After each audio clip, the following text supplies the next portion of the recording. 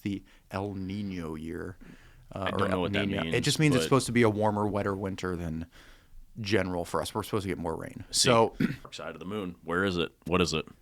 Nevada. You're right. 1969. You're right. Yeah. Were we really there? That's another one. That's another one that we're going to talk about. Oh yeah, we can't get past those radar belts. No. Like I said, I am an amateur cryptozoologist. So I really do. How do you say that with a straight face? I don't know. I don't know. You probably have like a plaque in your room, don't you? Yes, I do. Yeah, I went to Branson Lyle Morton, amateur cryptozoologist. Yeah, I went to Phoenix University and got my degree. South Harmon Institute of Technology. South Harmon Institute of Technology.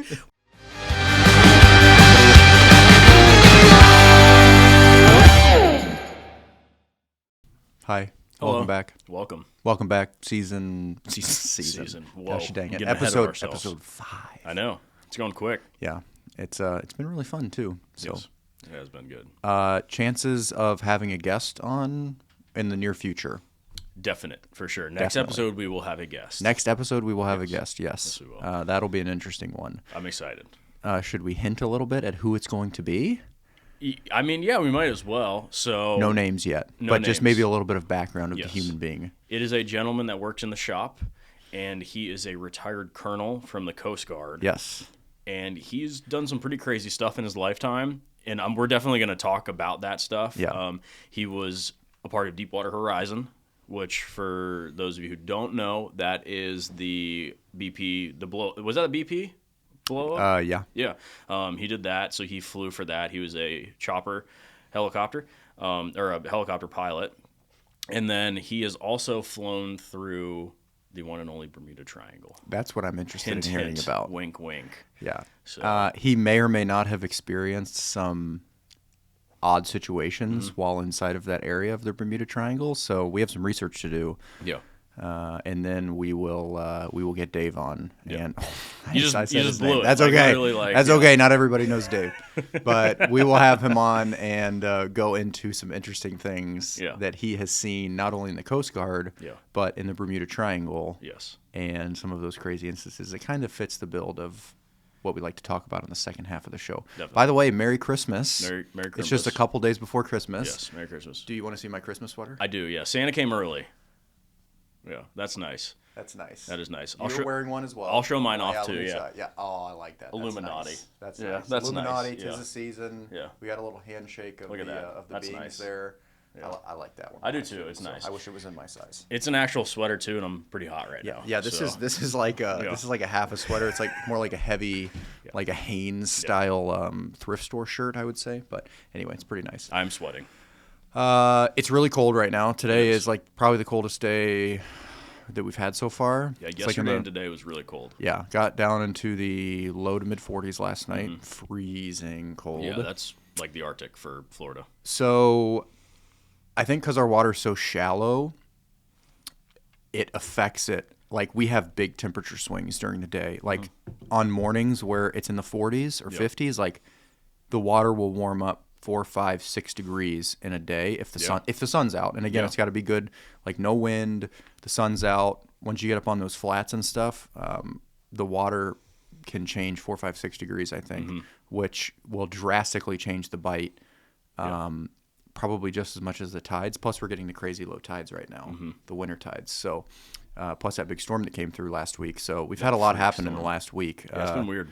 So the tide was super low. Did you go down by the park and see kind of where the storm surge all came up over the weekend? Yes. Yeah. So we got like the same amount of storm surge that we got for the hurricane, at least by us. Yeah. I know Oldsmar had a lot of water on the streets again. It got really high. Yeah. But that same day, the tide was so low, almost out to that channel by the Philippi Flat.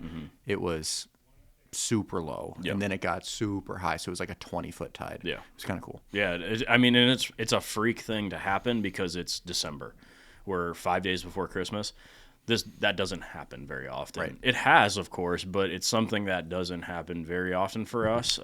But it's Florida; anything's possible. So, on the docket today, in line with So the fishing, we're in the full winter pattern, I would say now. Okay, the water. Water's cold. I don't know what the water temperature is. If I had to guess, I would say in the mornings it's probably upper 50s to low 60s. Yeah, I think when Adam and I went out 2 weeks ago, it was like 65. Okay, And but we it had bumped- not had a big cold snap. We have at that not, point. but it was still cold. And then, like you said, it bumped up a few degrees as the day went around. But it was still cold. Yeah. So wintertime pattern, and then we'll get into kind of a continuation of last week, but instead of the on land cryptids, I think we should get into what may or may not live in the water and the craziness of the ocean and the unknown, but mainly the unknown of the ocean. Yeah. And then what we know about it and what we know about it from the past might still play true to today just because of how much we actually understand. I think there's a lot of people who are going to be surprised with actually how much of the ocean we've seen / charted. Yeah. So And not us you're talking about. Like, no, just like yeah, I mean the world in general. science. Yeah, Let's just chalk it up to science. How much science actually knows about the ocean? So, winter patterns. What are your? Let's keep it inshore. I would say probably today. So, the big three: snook, redfish, trout. I guess we can spend a little bit of time on. If you want, but I would say snook and redfish are the big two. What would you notice / what are some of your go-to kind of give me your synopsis of winter fishing. How do you go out and do it? What's your approach? For sure. Yeah, and it's very interesting. We've talked about this, and I love wintertime fishing. I really do. Same. It's fun. It's totally different than it's similar to fall time patterns, I would say, in terms of probably the tides, because the tides kind of start to change a little bit and it gets a little bit cooler. The summer's totally different because summers it's always warm. The tides are pretty normal for the most part, but the biggest thing we hear in the shop is, and you're going to laugh when somebody from out of town comes in, well, what's running this time of year? Like what's running? Florida, there's no run. There's other than migratory tarpon. Yeah. That's it. There's always redfish, snook, and trout. Yeah.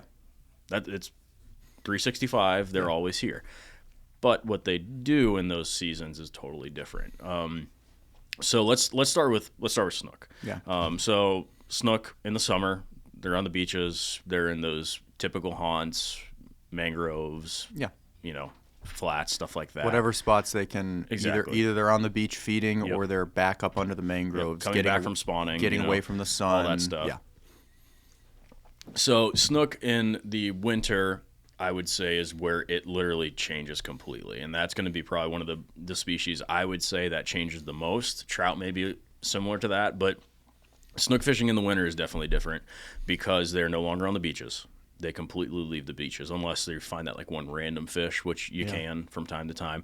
But snook are no longer on the beaches. They're going to be making their way, if you're fishing the intercoastal. Making their way downtown. Making their way through the hood, sipping this yak. Yeah. Da-da-da-da-da-da. Yeah. So they are going, in the intercoastal, typically, you're going to see these fish start to move into the, I guess, call it backcountry, the rivers, the creeks, the places where they're going to find deeper water that's a little bit warmer. I got this thing in my eye, and I don't know what it is. Sorry. Go. It's Keep the talking. it's I'm the listening. CIA that's infiltrating our podcast I assure you I'm to make listening, sure but we're not my eyes giving about away to any fall secrets. out. Yeah, we're good. You're good.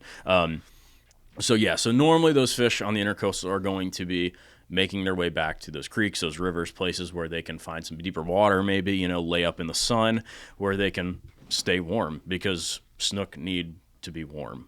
Every once in a while, it seems like it's every like 8 years we get a frost that kills like 1 million snook. The interesting thing about that style of fishing is they definitely, I would say, they eat less, because when it gets cooler they get very lethargic, and they're only going to feed, I forget what it is. I've heard it before, but they only feed like a couple times a month, I think it is, like 3 or 4 times a month. So like once a week or something like that. And then they're done. They shut off. So typically they're going to probably want to eat something maybe a little bit bigger. Now, of course, they'll probably eat a smaller presence, a paddle tail or something like that. But in my opinion, I like to give them something that's more of a finger mullet style. Okay.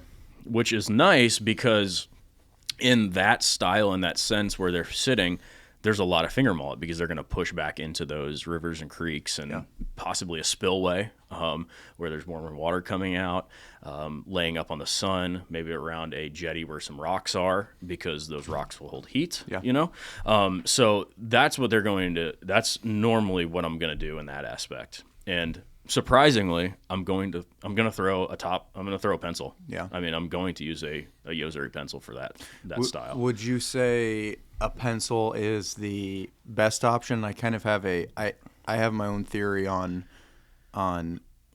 wintertime artificial use, I would say. I mean, you can't go wrong with like a live shrimp, especially. Like, there's a lot of bait around in the bay right now. A lot of it's glass minnows, but there is still some big thread fins mixed in. Yeah. But just like I get a lot of really good tips and advice from customers. Yeah. Like just talking to guys that we've known for a while, I learn a lot from those guys. A lot of them fish completely differently. So just take yesterday, for example. I was talking to a guy yesterday. He's a boat customer of ours. We sold him a boat a few years ago. We sold him a lot of tackle over the years. I would put him in the blue-collar realm of fishing, meaning he's a family man. Mm-hmm. The family's usually out on the boat with him. He's like a shrimp under a Cajun Thunder kind of a guy. Yeah. Effective, catches a lot of fish. Of course. But that's his style of fishing. Yeah. He told me yesterday he caught bait. He was out 2 weeks ago in the bay, caught bait, but also had shrimp with him. Didn't get a single bite. He says he sat and chummed just like some of the captains do, some of the bait guys. Sat and chummed, mangrove lines and didn't get anything. Yeah. And this is a guy that usually does that in the summer and does really well. But he said he caught everything he caught. He caught on shrimp. So I think I favor a shrimp pattern, whether it's fly, whether it's live bait throwing a live shrimp, or whether it's throwing an artificial. I would say more natural looking bait per se. So I guess where I fall really is the water's clear this time of year, especially on flats. For sure. So I don't want to transition. But maybe we should transition into redfish then. You want to transition into redfish, or do you have any other thing about snook? The only thing I would say about snook is I agree with the color when it comes to shrimp. I don't agree with the pattern. I don't like shrimp patterns. I like shrimp colors, where that means like a root beer or like a golden brim paddle tail. Or like a Everglades special, like that baitfish pattern fly, freaking crush it with snook. That's awesome, and that works for the bay as well. It works out here. I would say the snook in the bay, though, the difference between those ones is they're going to be laid up on a flat in the sun, not really moving too much. Maybe around an oyster bed or something like that. So that was going to be my addition to your snook. Is usually this time of year. I've noticed it in the intercoastal, but like you said, I would sprinkle the snook more into that category in the bay of laid up on a flat, not as much in the creek. Like Mullet Creek by where I live, they're in there year round. Yes, yeah. So, and it's because it's a spot where they find food, so they're going to be there. So they're in there. They're in the mouth of that creek. You can pretty much guarantee yourself a fish on either a pencil or like a paddle tail. Yeah. Or a fly. You can pretty much guarantee yourself one small snook, 25 inch snook, somewhere in that realm. You know that. So now let's transport. Now we're on a boat. Let's just say that. Okay, we're on a flat. Tides somewhat in the middle, and again, wintertime for the most part, the tides favor the lower side. So even the high tides are kind of low. Yep. Unless you get the full moon stuff, which can either be on the higher side or on the lower side. It just depends. Yeah, it just depends. But this time of year when the tides are low, they are low. Yeah. Low. So when you take that skinny water. And this time of year, the algal blooms, algal, whatever you call it, blooms are going to happen less because the water's cooler. So that hot water that breeds that bacteria and that fungus is not nearly as prevalent. Same with the runoff. We're just not getting as much rain. Now, this year is probably going to be a little different. It's the El Nino year. I don't know what that means. It just means it's supposed to be a warmer, wetter winter than general for us. We're supposed to get more rain. So, see, de nada. Yeah. But generally, in a normal year that's not a whatever, Niñas, Rio Grande year or whatever it is, there's not nearly as much rain, so runoff is much less. The water's really clear is my whole point. So that being said, when you're on a shallow flat, let's say we're pushing around, I see a lot of single fish, single redfish, single snook. Yeah. and single trout. I don't see nearly as many trout in the bay that I do in the intercoastal, especially on flats. So take the intercoastal, take the no motor zones, for example, Honeymoon and Caladesi. So pushing around back there, you see a lot of sheep's head, you see a lot of black drum, you see a lot of trout, a lot of big trout push up into there. And the trout really, I would say, concentrate in two places. The big fish are up sunning themselves on those shallow flats in that crystal clear water in the turtle grass. They're always laid down in grass. I never see them on sandy areas. Yeah. But you also have like kind of single redfish, maybe a double here and there, and a lot of snook doing the exact same thing that the trout are doing. Yeah. They're just sitting still, absorbing as much sunlight as they can. Snook are a hot water fish, not a warm water fish, a hot water fish. They like it. The hotter, for sure. Like the same areas that you see a snook in the summer in that stagnant bath gross water that's got nasty stuff floating on top, they're just fine there. Redfish, I would say, kind of have to keep moving. A snook can sit there forever. They love hot water. That's 90-plus degree water in the summer for us. Redfish, I would say, generally come more alive in the fall than they do in the heat of the summer. So towards the end of the summer, fall, when the water gets back down into the mid-80s or whatever, that's when the redfishing comes alive here, at least for us, is the fall time. But this time of year, I think the sight fishing is the best that it ever is. For sure. Because the water's so clear, because you get those really low tides.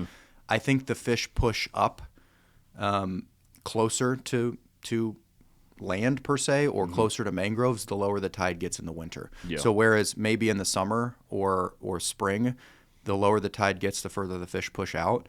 I think they try to stay as shallow as they can because of that sunlight, especially snook. Yeah, I would agree with that. So even if the tide is like super far out, they're typically what happens, and I guess we can transition to redfish now. We kind of did a little bit of everything. But one thing I've been doing in the bay is, and I love to sight fish wintertime in the bay. It's awesome. When that tide's really, really low, I like to look at what that bottom looks like. The reason why I like to do that is because when that tide's out, you can see those kind of canals and rivers and edges that those fish are covered, that are sitting in.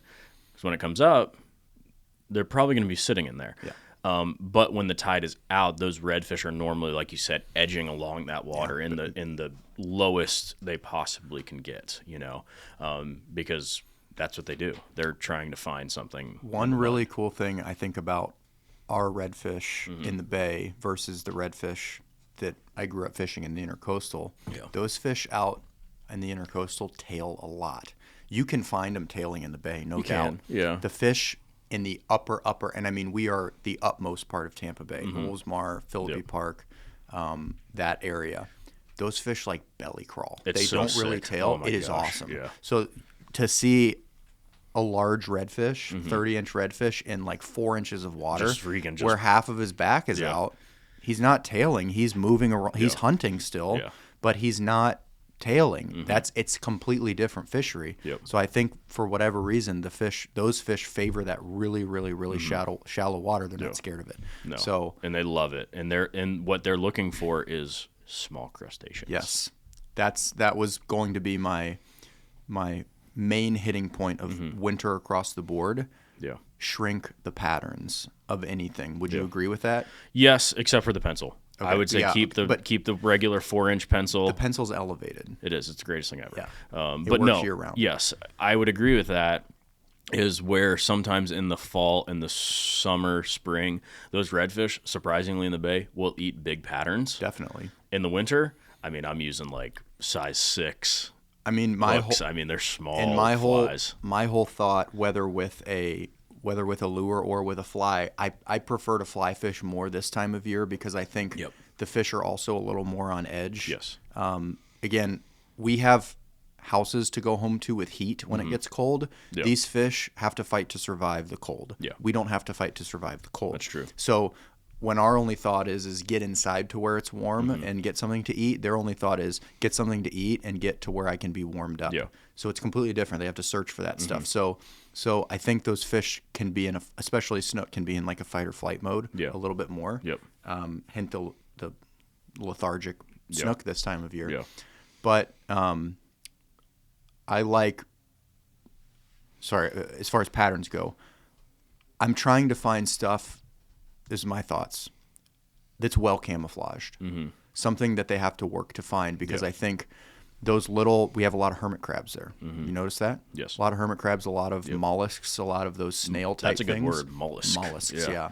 Like Wilfred Brimley, he looked like a mollusk. Yeah. The hermit crabs, though, are pretty small. And obviously they're in a shell. They're Yeah. very well camouflaged. They are. But those redfish, I know they're eating those crabs. I know they eat course. blue crabs in the summer Yeah. and in the fall, and in the spring they eat blue crabs. Yeah. I see blue crab claws, carcasses, soft shells, all that stuff. I see all of that stuff. But my goal is a small pattern, whether it's fly or whether it's like we saw a ton of voodoo shrimps, especially this time of year. Yeah. Guys catch sheep's head on them. We have the savage gear Those too. little savage those gear little crabs. crabs. Those are so sick. They're so small Yeah. and they're weighted. You can still throw them Yeah. light action rod. Definitely, it's a small application. But sight fishing, especially, Yeah. the shallower you are, the spookier that fish is going to be. So on a fly, a smaller crustacean pattern that's well camouflaged, nothing with orange tipped claws, things like that. It's like, no, you kind of want that thing to blend in where the only thing that fish can pick out is movement. Yeah. That redfish is not thinking about what that is. It just sees movement. And if it's a small movement, it's food, right? Yeah. So it's very unassuming. And I think, like, take the voodoo shrimp and the crab and put that in that category of a small crustacean fly that kind of blends in. Really, the only time of year I like to throw crustaceans would be now. And same with basically anything but a pencil. It's like, this is where I'll switch it up from a paddle tail or a pencil, is to throw a small shrimp type representation, either that savage or that voodoo, or like that savage crab, which I haven't tried yet, but a lot of people are buying them. They're So catching a lot of fish, I think I need to invest in that. But your thoughts on patterns as far as redfish? Well, yeah, and like I said before, I don't like shrimp or crustacean patterns for snook. I do for redfish. So the fly that I've been using lately is a all black, like strong arm merkin, but a very, very small one. It's like a size 6, I think, or a size 4. It's tiny. On the bottom in the upper bay, I mean, the upper bay mud is like black already. Like it's a dark, dark brown black. It can definitely get nasty. And that fly is black. And that fish is still finding it. And not only is he finding it, he is absolutely demolishing it. I mean, remember those fish that I was telling you I was catching? Yeah. I mean, they were literally jumping out of the water almost after that fly. They wanted it so bad. I think using those small patterns, darker colors, is the right move on that darker bottom. Now, I've noticed that on the lighter, because there are some areas where we fish where there's sand. Definitely. I've used a lighter presentation. A similar presentation. Same type of fly, though, more or less. It's different, but it's I know which fly you're talking about. I'm not a secretive person. This is the only time I won't say the pattern because it wasn't my pattern. Yeah. It was somebody else's. But it imitates a crustacean that you find in the bay. But it's like a light tan, almost a white. Yeah. I know which fly you're talking about. That one, yeah. So it's very easy, but the nice thing about it is that it does exactly kind of what that strong arm merkin does, that small one. It just sits there, and those fish crush it. Yeah. So yes, with the redfish, I definitely, of course, which it makes sense. I mean, redfish like shrimp and crabs, so that's what they want to eat. The other point to that, though, I will say is that when it does start to get fall time, and I still do in the spring from time to time, I use very light leaders. I'm using 12-pound ultra premium fluoro. Same. Because it makes a huge difference. Yeah. It does. Like, those fish are spooky. They want light leaders. So I'm using a 9-foot to 10-foot pre-tapered leader, and then like another 2-foot section of tippet, because you need to. Yeah. So for my spinning stuff, I keep it the same though. I use 25 or 20, but the fly is, I've noticed that there's a big difference. I mean, do you fly fish more in the winter than spin fish? Yeah, I would say so. Yeah, me too. Yeah. This is probably the only time of year where that happens, that and tarpon season. But I would probably say I'm like 90% fly, and again, I'm not fishing a ton, but I'm like 90% fly this time of year, just because I think it's more effective. Yeah. Even though you can't cast as far, I think it's more effective. Still, though, you're gonna catch. I think you're gonna catch more fish. What about trout? I mean, I don't want to waste a bunch of time on trout. No, well, this is. But I think there's a good quality trout. Yes, this time of year. I will say this: trout fishing is a waste of time. I really do. I think it is. Except wintertime big trout, when you're sight gator fishing trout, them. when you're sight fishing them, that's the only time I like it. There's no doubt that I think in the winter my favorite fish to go after is redfish, and then probably triple tail, which is totally different. Yeah. But trout is cool because I've learned how to do it, I think, and where those big fish sit. So I've only caught one trout in the bay. Yeah, I've never. And it was caught up in the trout outflow. It was weird. It was random. It was kind of a big fish. It was like 22 inches. Yeah, that's a good fish. Yeah, no, it was nice. But like other than that, I've never caught a trout in the bay. I've never caught one in the bay. So most of my wintertime trout fishing has been up in northern part of the county, like Anclote and Newport Richey. There are some really, really big fish there. And the reason why I think there's big fish is because there's more rocks. Yeah. So they sit on them. Yeah. And also, too, this is interesting. I've seen a lot of big trout sit in schools of mullet and imitate like a snook almost. Sit below the school per se, and you In can the middle pick of them it. out. Yeah, you can. Because they're darker than the Yeah, mullet, they are, obviously. and they're huge. I've seen like 30-inch trout like in these schools. So that's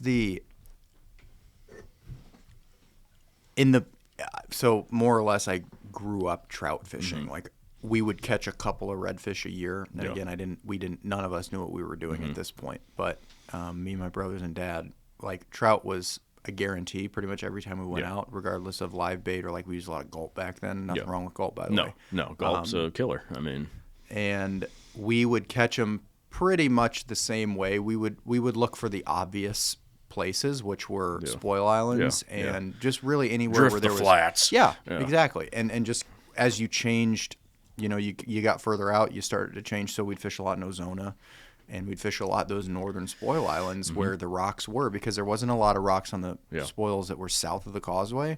The ones north, especially like the 4th and 5th spoil island, like that's Pat's spot, the 5th spoil island. Of course, I've been fishing there for fifth 70 spoil years. island, But it's interesting because Pat's thoughts behind it is, and again, it makes sense. It's kind of like what we said. There's a lot of rocks up there, and specifically those rocks are very dark. They attract a lot of sunlight. Yeah. The water's very clear out there. Remember when we ran in from triple-tail fishing? We ran past that sailboat. Yeah. And looking for more triple-tail. How'd that work out for us? Yeah, I don't know. Why don't you tell everyone how it worked out for us? It sucked. Yeah. Anyway, had a blast that day though. Triple-tail fishing, second to none. Yeah. Highly recommend it. Yeah, It was a blast. It's the best. Let's do it again. No, but the water was really clear out there too. Yeah. And those fish that's how I grew up doing it. I fished those spoil islands. I fish basically kind of like the northwest corners of them, is generally, for whatever reason, those are all man-made islands. So the rocks were probably just pumped in the same spot on the islands. But a lot of big trout. You could see schools of them out there, especially when the water was really clear. So we would fish those spots. We'd fish drop-offs and drift flats, things like that. Just, catch 13, 14, 15-inch trout, mix in the occasional 18, 19, 20. We'd eat a few. We'd catch a couple of redfish a year, type of a thing. Yeah. But then once we got the boats, basically once me and Alex got into the John boat thing, we started to see in the no motor zones the big trout that were acting like a true game fish. Yeah. So they were up there hunting single fish, big fish. Yeah. It was actually, I hate to say it, it made trout fishing kind of fun. No, it is fun, and I like to do that. I don't like to do the other stuff. We didn't talk about this too, triple tail fishing. I smoked like 3 buoys out there. Do you remember that? Yeah, you hit 3, and they somehow didn't get caught. Yeah, I know. It was the absolute luckiest thing I've ever seen. I was very, very lucky. No, so like, that's where I liked. That's where I learned to like the trout fishing. Yes, please, I would like one. Thank you so much. You're a nice man. Is going up to Newport Richey and Newport Raunchy. Yeah, exactly. Yeah, it's a third world country. Like once you hit the line, holiday line, it's a dumpster fire. It's rough. Yeah, it is rough. It's rough. But going up there, and it's interesting. If you've never done it before, I would recommend it. Going back into like those creeks and rivers where Brandon fishes a lot. Dude. I've never done it. Those big fish. That's on my list. Sit up there the next couple of weeks. It's really cool. So there's a lot of rocks. There's oyster bars. Wait, pause. Thank you so much, sir. Pause. Yeah. That was nice. That was really nice. That's good. But going back up in there, and it's tricky because it's shallow. There's rocks, and you got to know what you're doing. Yeah. But once you find those, it's kind of like creeks and rivers and stuff. You can bomb paddle tails in top waters and catch consistently 25+ inch trout up there, and they just sit and just wait for bait to come through. Would you say the trout get fired up more in the winter than they do any other time? Yes. Why is that? I don't know. Again, I don't know the science or the history of the trout, so I don't know if they're cousins or whatever of the freshwater trout. Because the trouser trout? Yeah, the trouser trouts. They're drum. I didn't know They're related to redfish. Redfish are just glorified carp. We all know that. It's true. Yeah. But like So take like Texas or Louisiana. I've seen the videos of the guys that go out and they wade. Yeah, they Like, drive their they're like- $100,000 boats out and Yeah, get and then out hop and out of wade. it. Yeah, they're That's freaking the they're dumbest thing SCBs ever. and stuff, and they hop up into water like Yeah. to their chest and they're fishing like this, But they catch absolutely giant Yeah. trout, and they catch piles of them, hundreds of fish a day, and they're all huge. Yeah. I would do that in a heartbeat. That looks like fun. Yeah.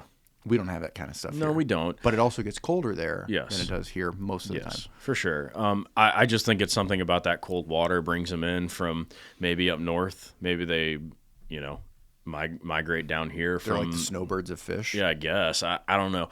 But that's the only time that I would say that I enjoy to trout fish is when it's like that. Winter, and it's that shallow water, and Yes. you're looking for those big Yeah, fish. What do you yeah. say?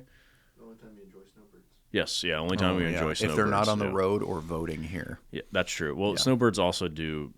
They help us out in the shop for sure. They spend Definitely. some Same money. with the car wash. Yeah, for sure. Definitely. So we like them when they do that. Yeah, not in the left lane on 19. No, definitely not. So that's my 2 cents when it comes to trout fishing in the winter. What anything else? Anything else that you would add into any of the winter? What tips, patterns, secrets? Anything else you want to sprinkle in to the wintertime stuff? Because I think we have a very interesting topic. We do. For our next subject. For sure. No, I think that's pretty much it. I mean, I don't really have any secrets. I would say, I would just tell you that it's freaking cold. Suck it up and fish. I mean, you need to get out there, and you're going to catch fish. If you see snook, and they're sitting there, throw a topwater. Well, it's the middle of the day. Don't care. Throw the topwater year round Yeah. and all day. Yeah. Don't just throw it in the morning and the evenings. Yes. If there's redfish, use a smaller pattern. Use lighter leaders. You're gonna catch them probably. So there's a good chance you're gonna catch that fish. I have one thought. I want to bounce this off of you and see what you think. Do you think okay? So I think we kind of answered it with snook. They tend not to eat as much when the water's cold. Yeah. Yeah. Would you say redfish are the same way? Would you say that? I say that to say, do you think the fishing's tougher in the winter? Because things I've been hearing from some of the captains that come in, that they're seeing a lot of fish. I can attest to this. Yeah. The last time I went out, I saw 2 giant schools of fish. Yeah. I got shots at both schools. Yeah. I got skunked. Now I do suck at fishing. That's true. We do suck. Yeah. But would you say the bite is tougher? Like we had that one guy, probably the most talented captain, been doing it the longest, that comes in here, who probably, if any, very rarely gets skunked. Has been skunked twice in the last month. I think Dude fishes a lot too. Yes, he does. Maybe it gets tougher, but I think for him, yes, I think in that instance he's on the water so much it is tougher. For us though that aren't out as much, we still think summer and fall time patterns. We think that that's what we need to use, and we get that stuck in our head. We are not willing to change our patterns and how we fish, and I think that's why we catch less fish. So you would say it's more us not being able to adapt. I think it's our to fault. What the fish are changing, because the fish change every day. I mean, sure, you can go visit the same school. Yeah. It's kind of like tarpon. Yeah. You can go out and see the same fish one day; they're perfectly happy, and you can get them to eat. And then the next day, you might see the same group of fish that's moving in the same circle, and they got lockjaw. Well, I mean, the person you're talking about is Austin, correct? Yeah. Austin McWhorter. He is probably one of the best captains, if not the best captain we know in the Bay. He just knows his stuff. We were fishing not too long ago, and we were using patterns that he was catching fish on. Yeah. And he's like, it's not working. And he just went out on a whim. He's like, try this fly. It was a permit fly. It was a giant permit crab. And this redfish jumped out of the water and crushed it. And he's like, well, I guess I'm throwing permit crabs for the rest of the season. And sure enough, he was catching fish on it. So it's changing what we're doing. Don't be afraid to change patterns. And maybe get outside of the box a little bit. Exactly. So Yeah. if the traditional, we have a lot of flies in the case, and a lot of lures on the shelves that all are theoretically supposed to accomplish the same thing, which is catch a targeted species of fish or a group of targeted fish. But every once in a while, perfect example. Went up to the Panhandle this summer, 30A, Becky's, and they have a very unique fishery up there, and it's similar to, they have an ocean side, so the Gulf beaches. There's really only 2 boat launches up there, Panama City and Destin, and those are 35, 40 miles apart. Yeah. But there's a few guys that have permits you can launch off the beach, which is crazy sketchy. Whoa, that's wild. Yeah, it's kind of wild. But they also have these dune lakes. And the dune lakes are brackish lakes that every once in a while, especially, it's kind of like their outflow. Think of it like that. So it's a watershed that catches a lot of rainwater and will flow into the ocean. So you get these big washout points that are naturally created of this tannic water washing out into the ocean. So a lot of guys will pompano fish the mouths of those because it will wash out. There's tons of blue crabs. But anyway, basically there's bass, there's gar, there's gators, there's sharks, there's redfish, there's trout. No snook, obviously. They don't have snook. There's tarpon in them though. Yeah. So and again, that's pretty much a year-round fishery because for the most part they're landlocked. But again, how they get in there, I don't know. I'm not a scientist. I'm not going to go into that part of it. But long story short, I had my fly rod up there. I had some flies that I took up there from here, taken up there from here. And so I got into a school of redfish. And again, it's kind of crazy because I wade in these lakes and there's sandbars and stuff in them. And then it drops off. It's 30, 40, 50 feet deep in some of the spots. But there's areas out by the beaches where there's like sandbars and you can see sight fish. And redfish school up just like they do any other place in the bay and stuff. The redfish up there is phenomenal, by the way. In like Choctawhatchee Bay and stuff, there's a mouthful because I'm an for you. Indian outlaw. Well, if you go out there enough, and Choctaw. Yeah, my baby, she's a Chippewa. Yeah. Anyway, God rest his soul. Yeah. No, he's not dead. No, he's not. Yeah. No, that's that one dude that died in a helicopter crash. Sure. Country singers. They all it's all the same. Yeah. So anyway, so I went to this fly shop there, and I was talking to the guy. Just kind of telling him what I was using, and he just is kind of like, I can tell he's listening to me just for spite. Yeah. And that everything I was telling him was going in one ear and out the other. Yeah. And I just said, hey, you have any patterns you recommend? He walked to the tarpon flies and gave me 2 like black and purple tarpon toads that were like 5 inches long, 4 or 5 inches long. He's like, I'm like, really? He's like, yeah. They just had like the bead eyes. They weren't bead chains, so they weren't the sinking. Yep. They were the floating. It worked. Crazy. Yeah. Crazy. Yeah. See, that's the thing is like we get in our head that like this is what needs to work. Yeah, this is what's supposed to catch these fish. Yeah. And so I bet people come in here all the time and think that when we tell them stuff. In fact, I've heard it. They're like, no, there's no way. I'm like, okay, that's fine. I mean, I would use it, but you know, maybe throw 7 or 8 or 12 in. Yeah. You know, get outside the box. Yeah. You want to put the hat on? I'm ready. All right, put the hat. All right, so last week we talked about cryptids, 2-legged, land-based. Yes. In the Bigfoot variety. You had an interesting idea for today. I did. And it lines up with that, but it's much wetter. Yeah. That was cheesy. That was very cheesy. So I like I said, I am an amateur cryptozoologist. So I really do. How do you say that with a straight face? I don't know. I don't know. You probably have like a plaque in your room, don't you? Yes, I do. Yeah, I went to Branson Lyle Morton, amateur cryptozoologist. Yeah, I went to Phoenix University and got my degree. South Harmon Institute of Technology. South Harmon Institute of Technology. Where are the sandwiches? No, but I like truly enjoy this stuff. Like, it's fun. I think it's very interesting, and I think that there's a lot of things that could possibly be real. So when I presented you this idea of what we were going to talk about today, I asked you, what do you know about the megalodon? Okay, pause. Yes. Let me preface this by saying, of anything we've talked about so far, this to me seems like the most likely of any of it. Yeah. Here's why. Go for it. Here's a fun fact. Yes. I know you know this, but I'm going to tell everybody else. Yeah. As of 2022, the end of 2022, I know this is a year later, but I don't think you can add a percent into this. No, definitely not. We have explored or mapped, 5% of the ocean floor. Yeah. By the way, that 5% represents the shallowest spots. Do we know that certain areas exist that are deeper than that? Yes. Of course. Have we mapped them? No. Yeah. Have we explored them? No. Have we been to like the Mariana Trench before? Yeah, they've sent subs down there. Yeah. But again, you're talking about sending something the size of a smart car into an area that's larger giant. than Mount Everest. Yeah. But even wider. Yeah. Like, you can fit Mount Everest into there however many times, but how wide is that expanse? It's huge. The ocean is giant. Yeah. It is huge. Yeah.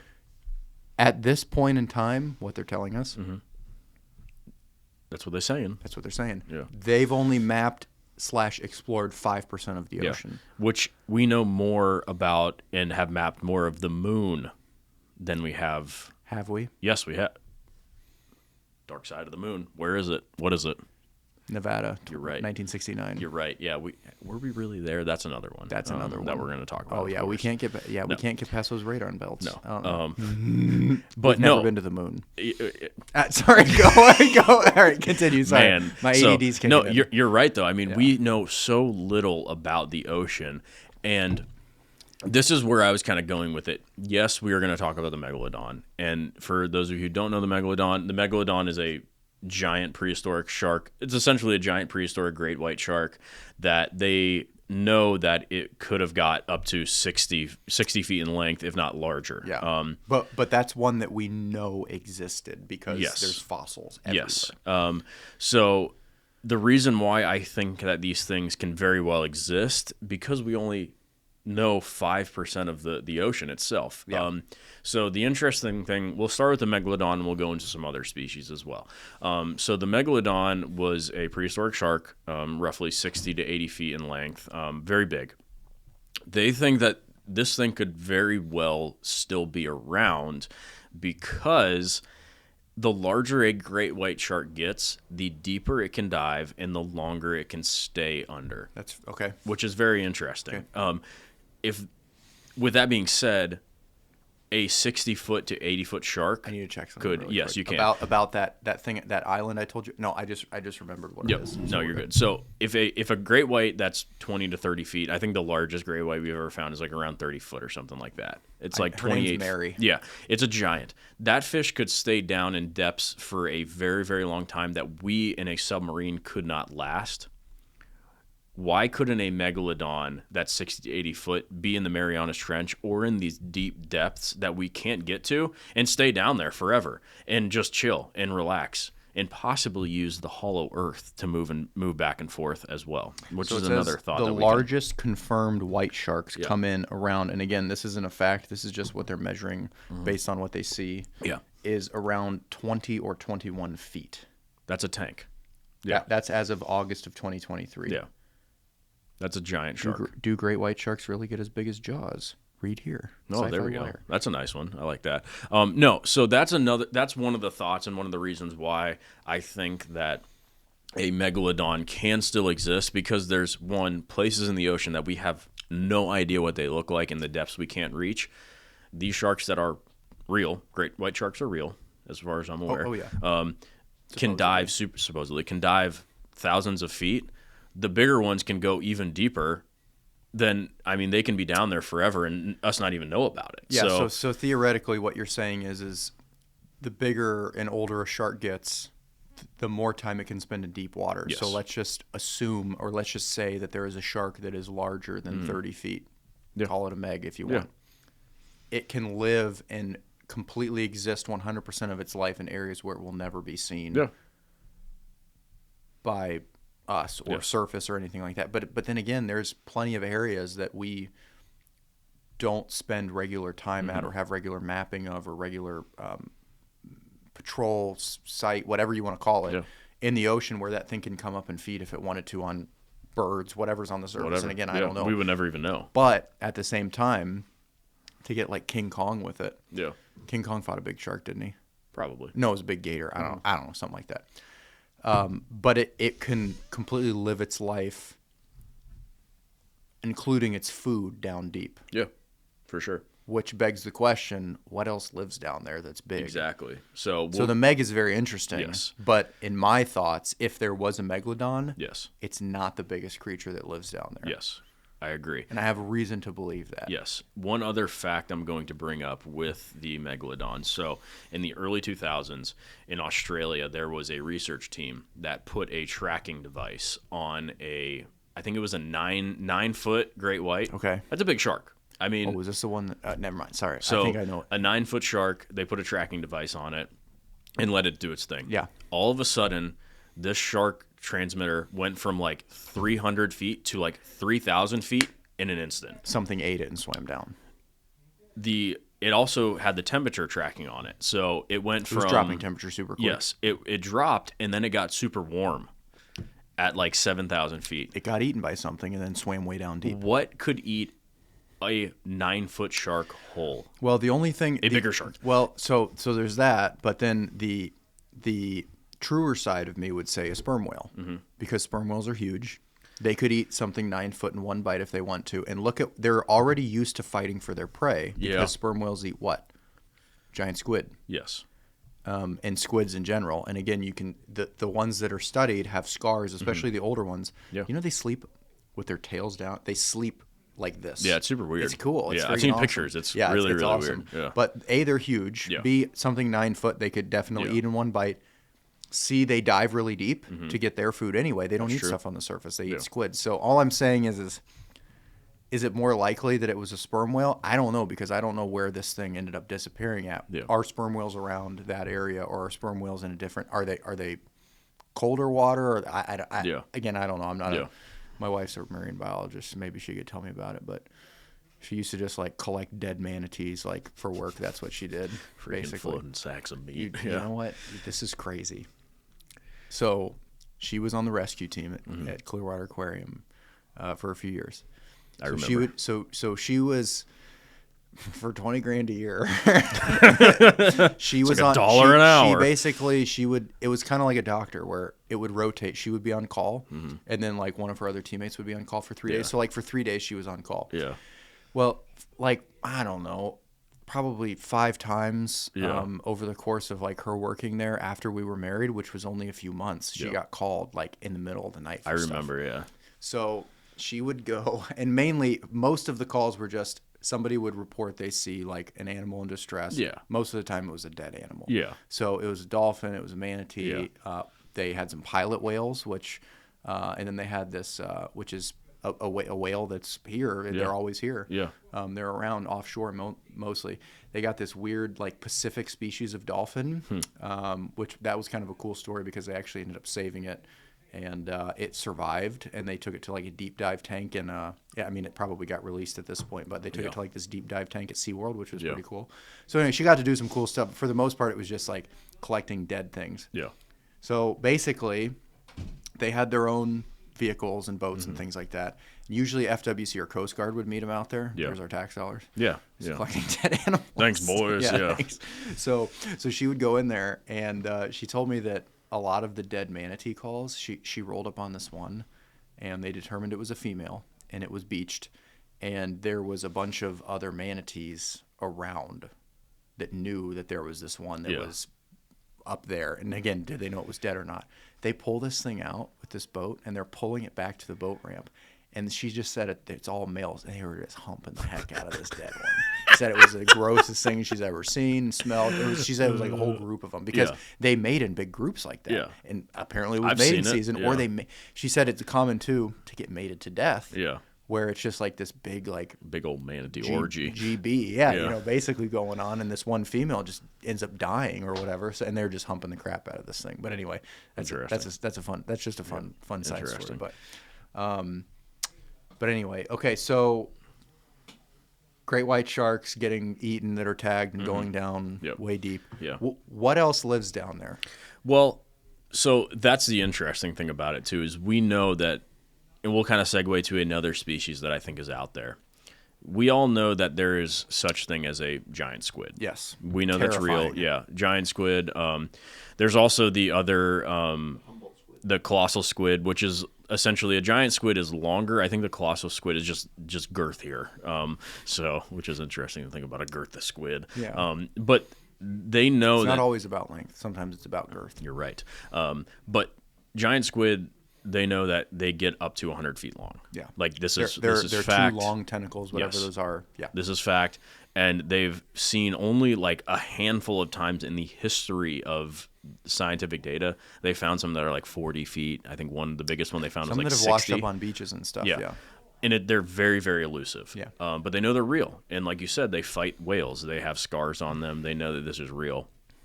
So why can this thing elude us for so long, and why can't something the same size elude us as well? Are you hinting at the octopus? I am hinting at the octopus, yes. This one is the one that if I was down at the depths of the ocean, Mm-hmm. a shark would not scare me nearly as much as, No. maybe looks wise, but Yeah. I guess knowing what I know about an octopus, Yeah. one of the smartest, the smartest invertebrate in the world. But yeah, look at that giant octopus, the Tasmanian 10 days on. Look at that wagon. Yeah. Giant Maori.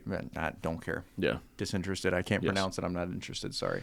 But that was the one that would terrify me the Mm-hmm. most because they are so smart. They are, for sure. And there are big octopus out thing's a there. wagon. Yeah, giant Pacific octopus. What is it, the red Pacific? No, that one right there. Yeah. Giant Pacific octopus. They can get up to 16 feet long. That thing's an a tank. octopus, not a squid. There's a big Yes. difference, by the way. Thank Yes, you. there is. As June of this year, that's not a very big one either. They can get to 16 feet, is what I read. So octopus are very interesting because, and there's a few points I'm going to bring up.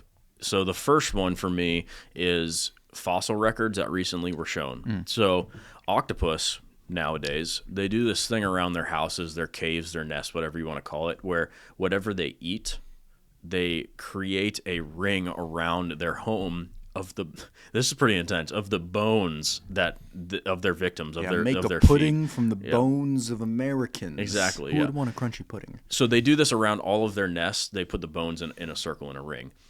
They've found fossil records of essentially giant caves, giant areas where the same thing happened. With larger bones. With larger bones. So they think that there was... I mean, this is pretty good evidence that I would say... That's why it freaks me out, I know. man. That there were giant octopus back then that were doing this. Like big fish. These things are ridiculously smart. So there's that one dude, Mark Rober. Have you heard of? Okay, have you seen? He has a pet octopus, and he built that whole system of obstacles for this thing. And they're geniuses. They figure it out. They figure everything out, They- and they can shrink their bodies and fit through Yeah. a little tight opening or something.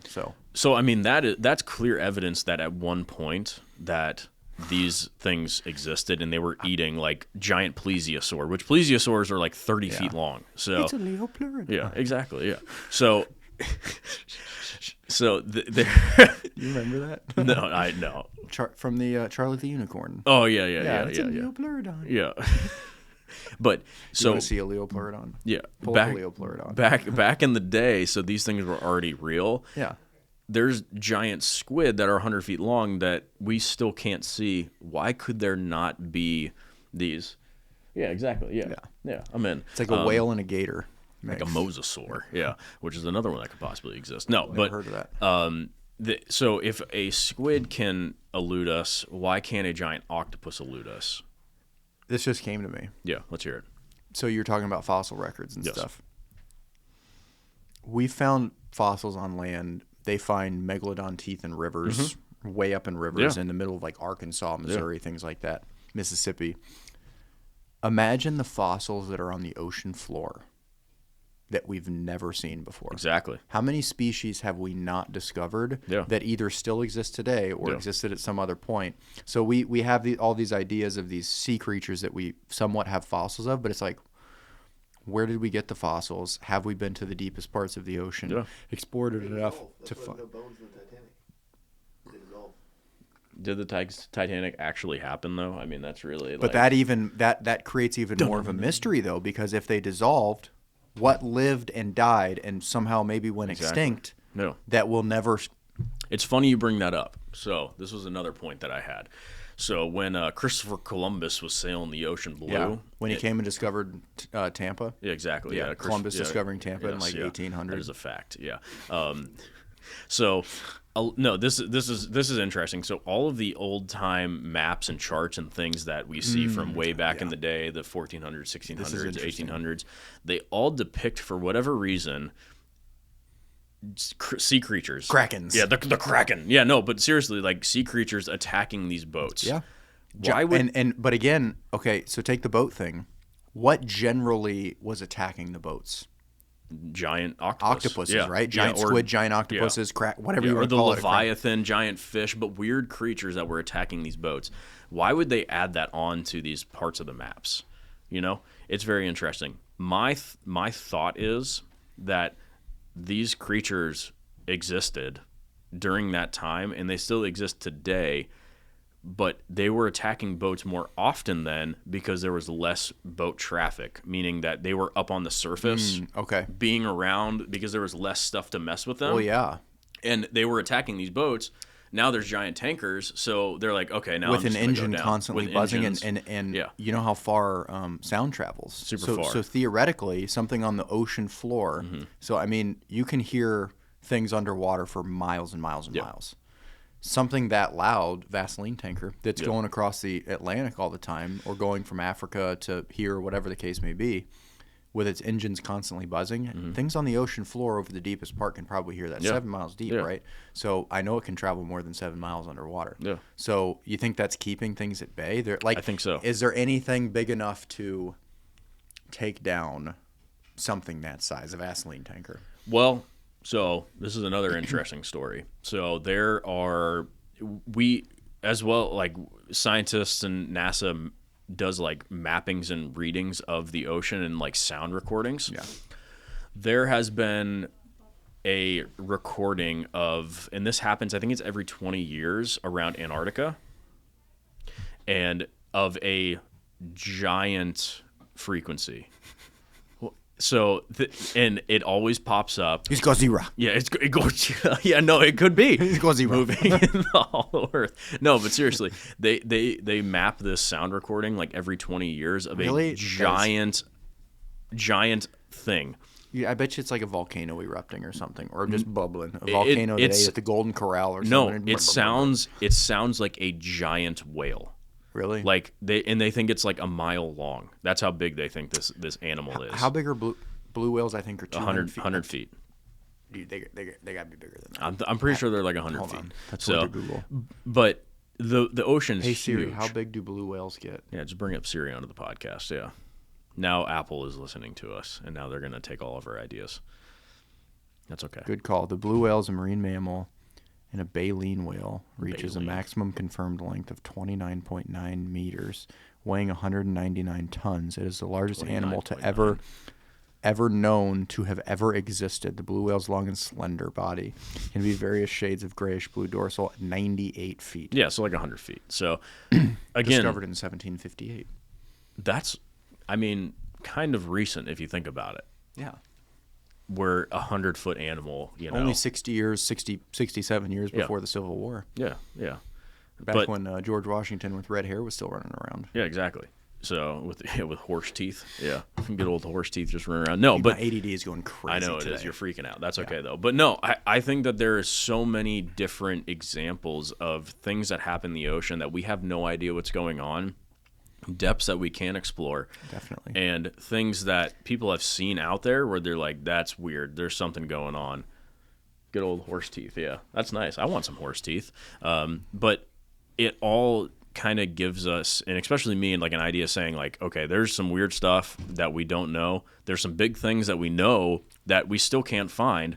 Why can't these other animals? but there's also some giant things that exist that we know exist and are Exactly. still alive today. Yeah. Hint whales, Yeah. blue whales, sperm whales, Yeah. baleen whales, humpbacks, Yeah. freaking units. And those things can dive to depths of thousands of feet, and especially we lose sperm them. whales. Yeah, and we lose them. Why can't there be another thing that is even deeper that we don't know about? And I think that it's very, very possible. I got an idea. Okay, let's hear it. Let's go find a sperm whale. Okay, Let's strap a couple of GoPros to it okay, and send it down. I'm in. Yeah.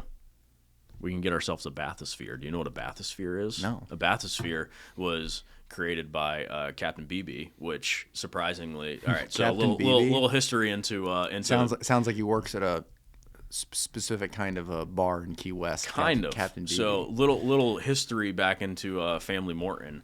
My family was one of the original settlers of Bermuda, and they lived in his house. He created the bathysphere, which was this giant like bowl thing that you could send down to the ocean so they could study stuff. He created a diving helmet and all this stuff, and yeah. So Captain Beebe. Yeah, Captain what, Beebe. What year was this, give or take? I think Is this it was, Googleable? Yeah, you could. Yeah, for Pull sure. him up. Yeah. See if you can pull up Captain Beebe. It was like the 1700s. I Dang believe. it. Yeah, 1800s. Yeah. Is that him right there? Yep, that's him. Yeah. Yeah. A toy cat character. Yeah. So, but anyway, so this is all documented. I have the Okay, yeah, documentation. 7 terabytes Yeah, of 7 documentation. terabytes. No, but like, yeah, that's just one thing.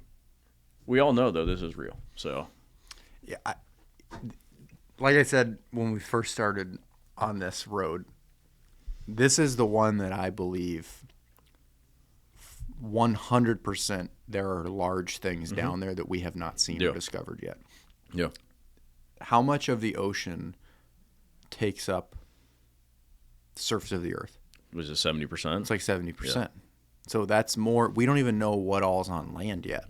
So take the Amazon jungle, blow it up, make it double the size, and basically make it part of the ocean. We haven't discovered it. We haven't even discovered it on land. What makes us think that we can discover it 5,000 feet below the surface of the earth? So this is definitely the most believable. I don't even know if you can call this a conspiracy. Oh, it's all real. It's all real. I have the documentation. Yeah. The giant octopus definitely freaks me out though. Think about that. Have you ever done any like research on the Sea of Cortez in Mexico? No, I don't. So this somewhat fits along with the so the island that I was telling you about before we started this is called Guadalupe Island. See. Have you heard of that? That's yeah, like the, Más o that's like yeah. See. Yeah. See. Yeah. What does that mean again? Why or something? I don't know. Más o menos. Yeah, I thought más o más o menos menos was like a little bit. Yeah, like, a little bit. Like I know a little bit. Yeah. I don't know. I don't speak Spanish. Guadalupe Island is that famous, basically rock that sits off the coast of Mexico. I don't know. It's like 1,000 miles or something. It's probably not that far. But where they do the great white shark studies. So that's like a breeding area for whatever reason.